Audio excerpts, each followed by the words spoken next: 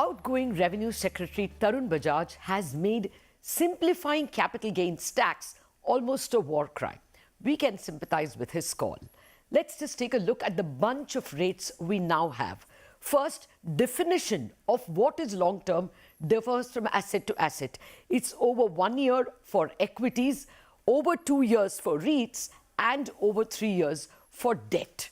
Now, the tax is 15% plus surcharge and cess, which means 17.47% for equities. That is short term. Equities long-term capital gains tax is 10%, but add surcharge and cess, it becomes 11.684% or thereabouts. For debt, first, a mutual fund is defined as a debt fund if it holds less than 65% in equities. Okay? Here, the short term is your income tax slab. And for most investors, it would be 30%. Now, the long-term tax. The long-term tax, remember, in equities, it is 10. But for debt, it is 20% plus surcharge and cess. It is 23.296%. But in debt, you have indexation benefit. That is, whatever gain you make will be reduced to the extent of inflation. But no indexation or no lower long-term tax if you buy the debt outside mutual funds. Okay? And it's not just 17.47%. I'm going back to equities. It's not just 17.47% for short term and 11.64% for equities for long term. This is only for people whose total income is less than 50 lakhs. The rates change if you earn more than 50 lakh up to 1 crore. And it can even go higher in certain categories for 1 to 2 crore, for 2 to 5 crore, and for over 5 crore. And then there are different rules for capital loss set-off, as opposed to, of course, capital gains. So that's a welter of rules. Can this be simplified? Clearly, it needs to be. And what should the way forward be? I have with me guests who will be able to help us. We asked Dinesh Kanabar, the CEO of Dhruva Advisors, Sudhir Kapadia, National Tax Leader, Ernst & EY, Nilesh Shah, Managing Director, Kotak Mahindra Asset Management Company, and Mr. D.P. Singh, Deputy Managing Director and Chief Business Officer at SBI Mutual Fund. Gentlemen, thank you very much for joining me. Nilesh, first up, can you tell us if there are any low-hanging fruits over here, anything that we may expect as early as the current budget? So, I'm not really expert on taxation like Dinesh Bhai or Sudhir Bhai, though I am a chartered accountant like them. But from a market point of view, I would like budget to plug the tax loopholes. Today, a zero coupon listed debenture converts interest income, which is normally taxable at income tax slab, as high as 43% in a case like me, to long-term capital gain and gets taxed at about 10% plus surcharge. Now, there is a cottage industry of people converting interest income to capital gain and reducing taxation by 33%. It's an easy loophole to plug. I hope budget takes care of that.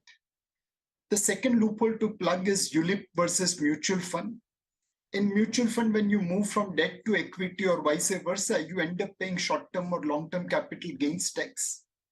In ULIP, that is not taxed. You can do as many transfers as you want between debt and equity and still not pay capital gains tax. Now, clearly, both ULIP and mutual funds serve the same purpose. There is a need to ensure that there is similar tax treatment. So these are the loopholes which needs to be plugged over and above the issues related to tenure between debt, equity, real estate, issues related to tax rates from normal slab rates to 10-20%, and issues related to structuring that all needs to sort out. Okay. Got that. Plugging loopholes. I think you mean that they have this market-based debentures which are structured based on the Nifty's gain or loss, right? I've heard about that cottage industry. Mr. Singh, do you think that the tenure of long-term and short-term for equity and debt could be brought closer? I've heard from policymakers that it may not be good to make it identical because equity is inherently more risk. But do you think, a long-term LTCG for equities could be made 2 years or debt brought down? Yeah, definitely. If Lata, if we think at when it was brought from 0 to 10%, it was almost 13 years. It was 0%, and it was equities were made 0 to 10%. Now debt was also 1%, 1 year, and it was made 1 year to 3 year. So I think there is a case. There is a case. There could be identical. Somewhere in between, there is a case for making it 20. I mean, up to 2 years if there are real issues. I think this will sort out a lot of the cases. What when we are talking about, there are so many rates, so many tenures. I think there is definitely a case of bringing them closer and making more uniform than ever before. It's just that if you make equity long-term into 2 years, then perhaps the government may be making a little less money. I don't know if that'll, they'll make more money because there will be more short-term. So perhaps that's something that can tempt the government. Mr. Kanabar, have I outlined all the slabs, or are there more? In the table you sent me, there was a different rate with STT, with indexation, without STT, with indexation. So it's more complex than I presented, right?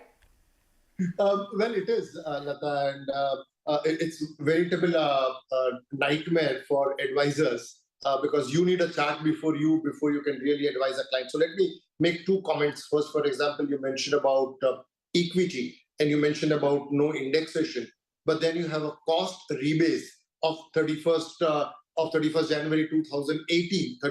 So when there was no capital gains tax on equity, capital gains was brought in, and therefore cost was reset to 2018. So that is one other thing. Then if you happen to be a non-resident, then you get currency sort of coverage in a sense that you compute capital gains in the currency of investment. And then, of course, you do not get indexation, etc. So it is veritable sort of a nightmare looking at each type of taxpayer, each type of instrument, the rate and the period difference. And you ask Nilesh about the low-hanging fruit, and Nilesh rightly articulated about this cottage industry and use a very right term for converting sort of what is otherwise interest into a capital gain. But I have another point to make, that probably the government needs to relook at the maximum marginal rate itself. I do not think 42% is a rate which one should look at. We brought it down to 35. That is 30 plus surcharge. And then we put sort of a super rich surcharge. And a surcharge cannot become a permanent fixture, Lata. It has to be for a specific purpose, for a specific period of time, with this surcharge continuing. And when you start pushing rates at 42%, that's where you tempt people to relook and sort of restructure. I can tell you that I've seen people who are very comfortable saying 35% looks a very right thing, but when they go to 42, then they start restructuring to say, does this make sense at all? So probably there is a need to relook at that, and therefore the need to relook at surcharge. I would agree with the point which was made earlier, that you cannot have this multiple tenures. And I know that the stock market will not like this, but 1 year to be considered as long-term probably doesn't make sense. I was hearing the revenue secretary earlier, and he mentioned that last year there was a demand that he heard from the housing industry, where the housing industry wanted long-term to be 1 year, and he looked at somebody in the eyes and said, that can 1 year ever be a long-term from a housing perspective? It cannot be. But 1 year cannot be a long-term from any perspective whatsoever. Okay, yeah, I mean, this will be music to the ears of the government as well, if short-term can be extended to 2 years for equities. Mr. Kapadia, what is your sense? Do you think that there can be some initial announcements in the budget? Because overhauling the whole thing may take a long time. So should we be prepared for something in the budget? So Lata, first of all, compliments to you and Nilesh, being very modest, saying you are not tax experts. But I think, if I may say, you articulated the issues perhaps much better than I can speak for myself. I won't speak for Dinesh. But coming to what can be done. So if I may take a step back, it was alluded to. I think there has been a significant reform already. in the sense we have amended two significant tax treaties, Mauritius and Singapore, to bring horizontal equity between domestic and foreign investors on capital gains taxation, on especially on equities. Then we have also brought in, as rightly pointed out by Mr. Singh, long-term capital gains tax after a long period. And grandfathering was, some complexity was required because grandfathering was fair. So fairness was also taken care of. So I think I must commend the government for bringing in these two very significant reforms, which previous governments were not willing to bite the bullet. And we have seen, I mean, the figures, and Nilesh will be a better person to say this, but I don't think it has had any deleterious impact on the markets. Now, the part about the reforms, I think the one easy and short, low-hanging fruit, Lata, the point you made, is clearly alignment of the holding period. Because there, I agree with all the comments made. There doesn't seem to be much merit, particularly in real estate holding period for long term being 2 years, debt being 3 years, listed being 1 year, unlisted 2 years, so on and so forth. I think specifically on debt in a country such as ours, where a lot of people still depend and look up to debt for their investments, particularly with inflation and higher rates of interest, there is merit in certainly shortening the holding period for debt. And the point, very important point you made, Lata, I don't have the figures, and it's an interesting analysis to be made for another debate. But actually, when you increase the velocity of transactions by reducing the holding period, you might actually get a higher tax intake, right? Because today I'm tempted to hold back till the holding period is achieved. So holding period rationalization, I think, is a low-hanging fruit. Got it. The last point on rates, we must be mindful that you have a wide rainbow of policies across the world. Yes. As we know, in the US, I mean, the rate is still high on long term. The short point to be made here is, I think, the way we are in India, we want to still encourage more formalization in the economy. It is good to have these slightly attractive rates for long-term capital gains. As far as short-term is concerned, Lata, I don't think there is any complexity. We can talk about the broader rates, which Dinesh was alluding to. But short-term capital gains has to be taxed as normal income is all over the world. And therefore, the normal rates apply. So I don't think this is a complexity feature as far as capital gains taxes.